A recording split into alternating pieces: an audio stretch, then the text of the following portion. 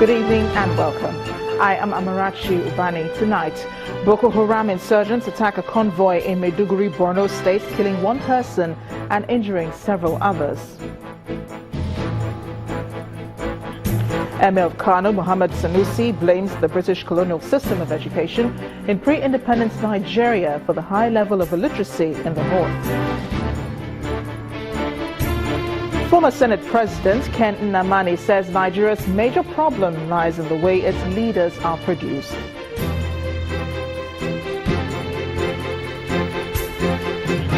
And U.S. President Donald Trump says the country needs extreme vetting despite mass protests and international criticism against its ban on 7 countries.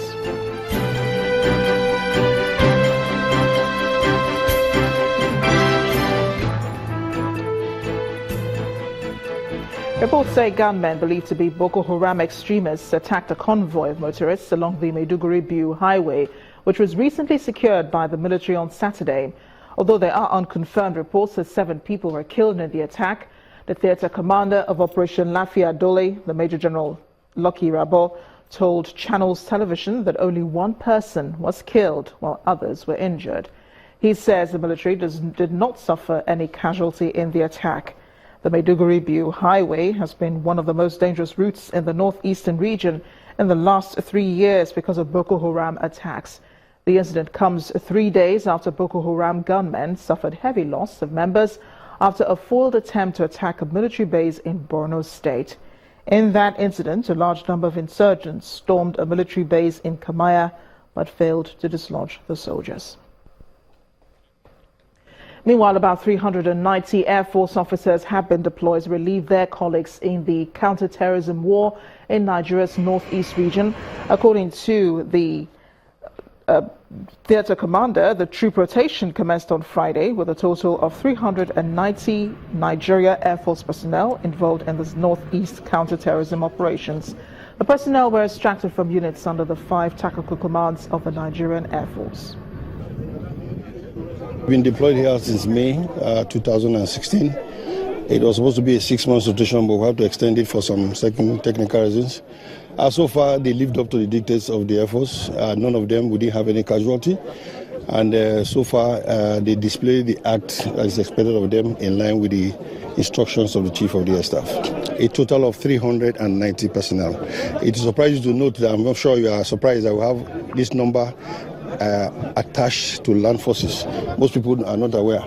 So we have this number every 6 months. We rotate them to beef up the numbers that are undergoing, that conduct the ground operations. Northeastern leaders must rise up to the challenge of reducing the high rate of illiteracy in the north.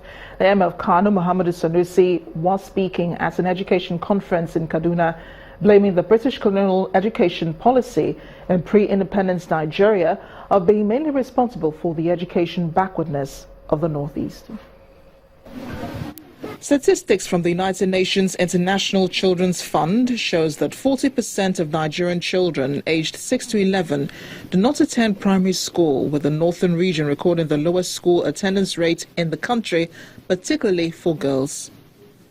Also, the National Bureau of Statistics reports puts the number of out-of-school children at 15 million. This worrisome statistics have been an issue for the northern leaders, and this gathering of political and traditional leaders from the north is one of such to brainstorm on how to tackle illiteracy and other challenges facing the region. Correcting the notion that northern traditional rulers and Islam were against Western education, the Emir of Kano, Mohammed Sanusi, warns that the high rate of illiteracy, poverty and insecurity in the region, if left unchecked, is detrimental to the region and the country in general. Any idea that Islam or the teachings of Islam have anything against modern education can only come from someone who is totally uneducated about Islam, uneducated about the world.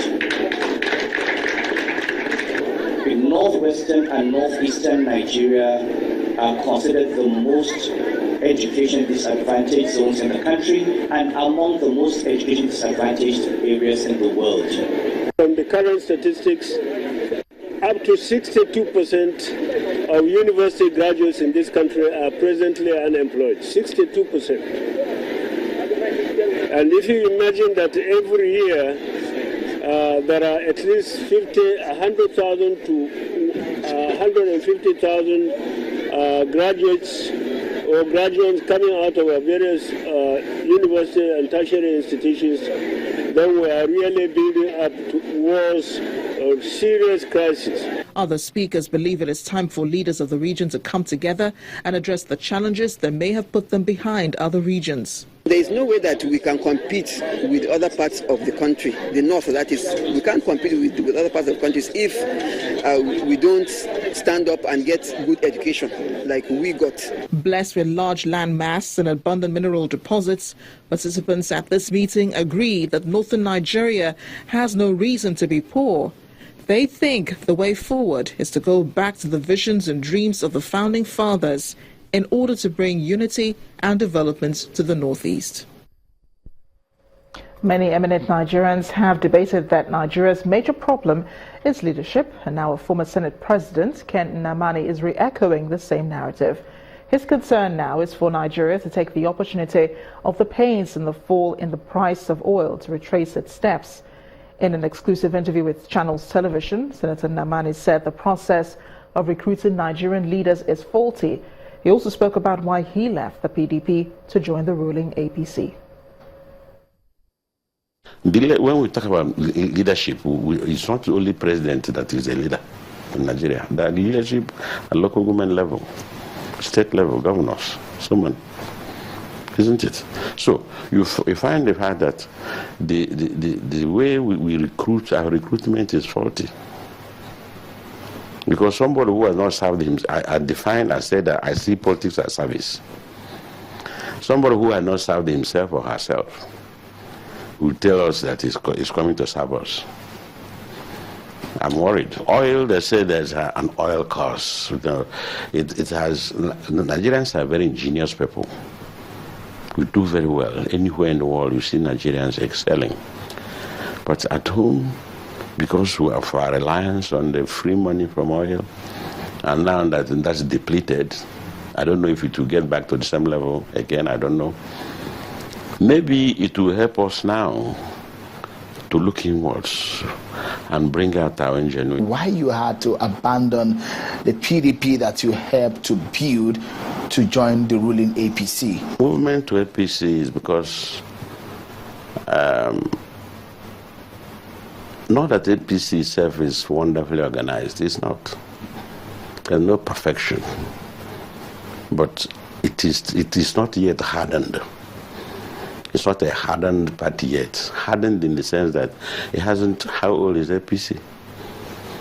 APC, with careful crafting and ideas, we see it as a market of ideas. If people can listen to spurious argument from any quarters, nobody has monopoly of these ideas. But if we subject it to analysis and then see the best practice, why not to reinventing any wheel?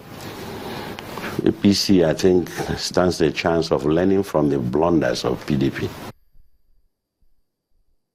Former Senate President Ken Nnamani. The legislature cannot achieve much without the confidence of the executive. That's a summary of a speech by the Deputy Speaker of the House of Representatives, Honorable Yusuf Lasun, at the Kwara State capital, Ilorin.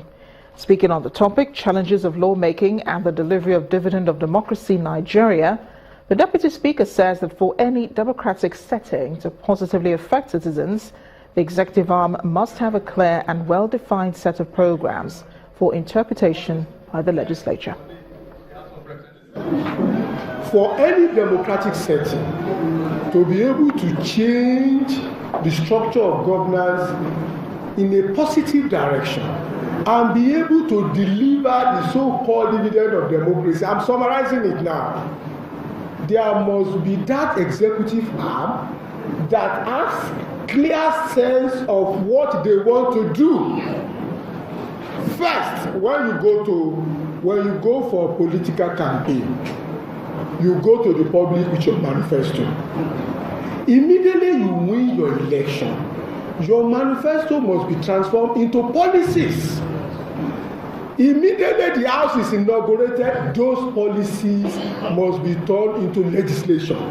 That is the missing gap in our democratic experience, and that is what I've always been telling the executive arm of government, that if you do not come up with clear policies, there is no matter how brilliant, no matter how resourceful, no matter how highly skilled professional you put in the legislative arm, you cannot make law for somebody who you do not know is thinking. Meanwhile, the River State Governor, Nyesom Wike, has visited communities in Abua Odua, Emoha and Ikwere local government areas that had been ravaged by cult wars, incessant killings and other criminal activities. The governor was there to flag off the construction of the Rumoji Obele Isiokbo Road and Bridge and the Edoha Ikata Ochigba Ozocha Road, which he says could not have been possible if peace had not been restored to the area. Our correspondent Emmanuel Ere reports. Rumoji, Iba, Obele in Emoa local government area of River State, one of the oldest communities in the state, rich in arable lands and crude oil deposits. The major occupation of the people is farming, but life has not been rosy for them because of the incessant cult clashes and killings in the communities on this axis, a situation that poses a challenge to the development of the area. It seems their story is about to change as Governor Nyesom Wike visits the host community to flag off the construction of Rumuji, Iba, Obele, Isiokbo Road and Bridge, a move the residents are happy about. You said you will never come back to this community to ask for anything if peace is not returned and you did not come to construct the road. That's what you promised us in 5th March 2015. And today, it is a dream come true. While thanking the youths for accepting the amnesty program, Governor Wike assures the residents of more development in their community. We give God the glory that our youth accepted this amnesty program. So many people thought that we were joking, that it was political strategy. Not. What politics are you playing when you see that people are being killed? So I thank all of you. Without that, we wouldn't have been here. If there was no peace here, we wouldn't come and do road. On another day, Governor Nyesom Wike visits Ekpeya land, host to 21 communities in Aoda East, to flag off the Edoha, Ikata, Ochigba, Ozocha Road. He also worries over the incessant killings in the area. We thank all the chiefs, we thank all the youths, we thank our mothers for putting yourself together to say enough is enough of all these unnecessary killings, all these unnecessary distractions. And because security has come back, that is why contractor can now come and complete this work. With these steps, there is light at the end of the tunnel, as development is set to return to these communities ravaged by cult wars, incessant killings, and other criminal activities. Emmanuel Ere, Channels Television News. In part two, after the break, Socio-Economic Rights and Accountability Project, SERAP, asked President Buhari to hand over the secretary to the federal government to anti-corruption agencies over allegations of corruption leveled against him. Please join us again.